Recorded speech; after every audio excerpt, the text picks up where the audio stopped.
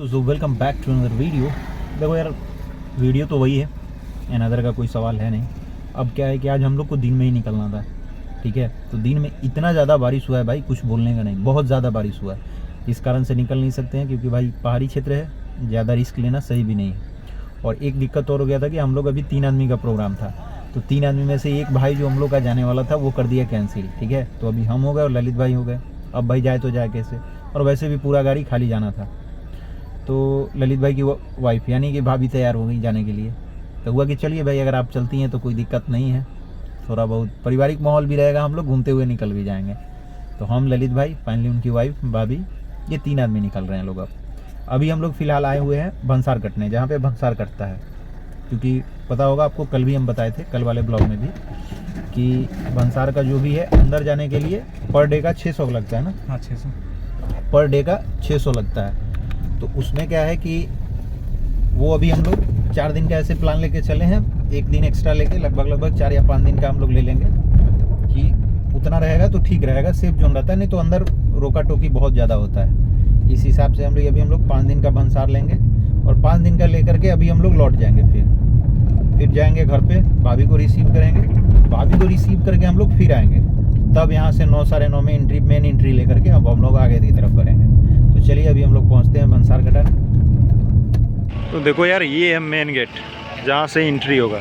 ये नेपाल का है, यही नेपाल का मेन गेट है जहाँ से हम लोग एंट्री लेंगे। यानी उस गेट के आगे हम लोग जैसे ही जाएंगे तो हम लोग नेपाल में एंट्री ले लेंगे।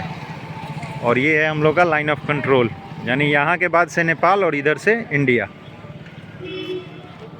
तो अगर नॉर्मली हम लोग देख करके चले तो ये अभी जिस रोड पे हम टिका करके हाथ खड़े हुए हैं, तो ये इसके पीछे है इंडिया और ठीक इधर साइड में ये है नेपाल। अब है भंसार का बारी। तो ललित भाई चले गए अंदर, चलिए हम भी चलते हैं अंदर, देखते हैं क्या प्रोग्राम बनता है।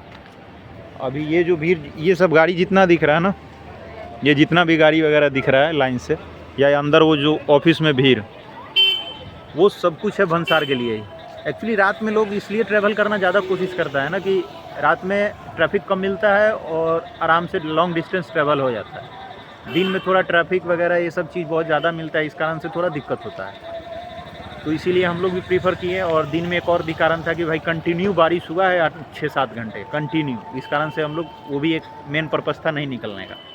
तो चलिए फिर फाइनली यहाँ से हम लोग भंसार वगैरह लेकर के लौटते हैं। उसके बाद जो भी आगे का प्रोग्राम बनेगा हम लोग देखा जाएगा। तब तक के लिए फाइनली अभी हम लोग का भंसार कट गया, ठीक है। ये होता है भाई जेन्युइन, जो 4-5 दिन का परमिट लेना पड़ता है ना हम लोग को, तो ये इस टाइप का लेना पड़ता है। ये एक बड़ा वाला पेपर मिलता है और एक ये छोटा, इस पर डेट, टाइम, गाड़ी का नाम, रजिस्ट्रेशन नंबर, डीएल नंबर, सब कुछ रजिस्टर्ड होता है ड्राइवर का, जो कि एकदम नेसेसरी है करवाना। नहीं तो बीच में अगर आप कहीं पकड़े गए तो इशू हो सकता है। इशू मतलब देखिए उतना नहीं है, फाइन लगेगा आपको बहुत तगड़ा वाला, गाड़ी पर फाइन लग जाएगा, ड्राइवरी लाइसेंस पे फाइन लग जाएगा, सब कुछ पे। ये तो थोड़ा ये इसका दिक्कत होता है। बाकी अगर ये पेपर आपका सही है, इसमें होता क्या है, मैं फ्रेश से सब कुछ दिखा दूंगा, लेकिन अभी डिटेल्स के तौर पे मैं बता देता हूँ। इसमें गाड़ी का रजिस्ट्रेशन नंबर, ठीक है, और किन के नाम से गाड़ी है, सब कुछ वो प्रॉपर डिटेल्स इसमें रहना चाहिए भाई। खासकर डीएल, जो ड्राइवर है तो उसके डीएल भी लगेगा, और पर डे के हिसाब से आपका पैसा। अब यही चीज़ आपको कहीं भी अगर हम लोग जाएं 600 पर डे के हिसाब से लगा है। हम बताए ना कि कंफर्म थे हम 600 लगने वाला है। तो अभी हम लोग 4 दिन का लिए हैं, 1 दिन का पहले से हम लोग का बना हुआ था, तो 5 दिन हो गया, तो लगभग 3000 का चालान बना है। चालान नहीं, उसको आप एक तरीके का टैक्स बोल दो कि अगर आप जा रहे हैं तो उधर आपको देना पड़ेगा। 5 दिन के लिए गए तो 3000 का आपको टैक्स देना पड़ेगा। तो हम लोग का ये फ़िलहाल बन गया। अभी अब इसको हम लोग सेफ जोन में रख देते हैं ऊपर, क्योंकि जहाँ जहाँ पूछेगा वहाँ दिखाना पड़ेगा। अभी हम लोग फिर जा रहे हैं वापस। अच्छा, यहाँ शेड्यूल ये है कि आप जितना बार आइए जाइएगा, आपको आते समय भी वेरीफाई करना पड़ेगा दोनों जगह, इंडिया बॉर्डर पे भी, नेपाल बॉर्डर पे भी, और जाते समय भी इंडिया बॉर्डर पे, नेपाल बॉर्डर पे। तो अभी हम लोग फिर वापस जा रहे हैं, तो रुके हुए हैं इंडिया बॉर्डर पे, ललित भैया गए हुए हैं वेरीफाई कराने, तो वो वेरीफाई करा लेंगे, फिर आएंगे तो हम लोग जाएंगे उधर। अब रिसीव करके फाइनली जब हम लोग नेपाल के लिए एंट्री करेंगे तो फिर एक बार फिर वेरीफाई करा के फाइनली अब कागज़ दिखा के हम लोग एंट्री करते चलेंगे। तो चलिए फिर चलते हैं आप बाहर। कुछ नहीं है, खुलेगा। आप इधर से गए थे ना? अभी जो सार कटवाने गया था, जाऊंगा रात में 10 बजे। मीठा मोड़ का यूँ क्या लाएंगे। अच्छा दिखा दीजिए। अभी क्या है भाई, हम लोग का वेरिफिकेशन चल रहा है, ठीक है। एसएसबी के द्वारा हम लोग इंडियन पोस्ट पे जो है वो वहाँ टोटल कोई एसएसबी ज्वाइन रहते हैं, मतलब एसएसबी का पोस्टिंग है यहाँ पे, तो उन लोगों के द्वारा वेरिफिकेशन होता है। एक्चुअली कारण क्या था कि अभी जस्ट हम लोग एंट्री लिए हैं और तुरंत हम लोग को जाना है, तो होता है ना, एक शक हो जाता है कि तुरंत गया तुरंत क्यों आ रहा है, क्योंकि जो भी गाड़ी जाता है वो 1-2 दिन बाद ही लौटता है या 1-2 घंटा 4 घंटा बाद, तो इस कारण से वेरिफिकेशन थोड़ा शक के दायरे में आप आ सकते हैं। नहीं नहीं नहीं नहीं आप लोकल हैं तो हम नहीं नहीं सॉरी भैया आपको जानता हूँ सर, मुझे माफ जानता हूँ, रोज देखता हूँ आपको। नहीं जानता हूँ। मैं तो नहीं जानता सॉरी चलो आप नहीं देखे, आप नहीं जानते हो। परेशान किया उसको बहुत बहुत सॉरी ना ना, परेशानी वाला कोई बात नहीं है। नहीं है कि यहाँ का पंप देखते हैं नेपाल का, मतलब उस तरीका का नहीं रहता है, मतलब जैसे यहाँ होता है ना कि हाँ। पेट्रोल पंप है तो एचपी का होगा, इंडियन ऑयल का होगा, इस सब का, रिलायंस का होगा। हाँ नेपाल में ऐसा नहीं है। आपका अच्छा। नाम सूर्य प्रताप सिंह है, आप सूर्य प्रताप सिंह पेट्रोल पंप खोल लो। बस हाँ मेन लगता है नेपाल में पैसे का वैल्यू है, जिसके पास जितना पैसा है आप पूछो कोई कुछ भी कर चीज सकते हो। को। अरे बैंक खोल सकते हो अपना यार। अच्छा है, 2-4 करोड़ ला के नेपाल में बैंक खोल के बैठ जा।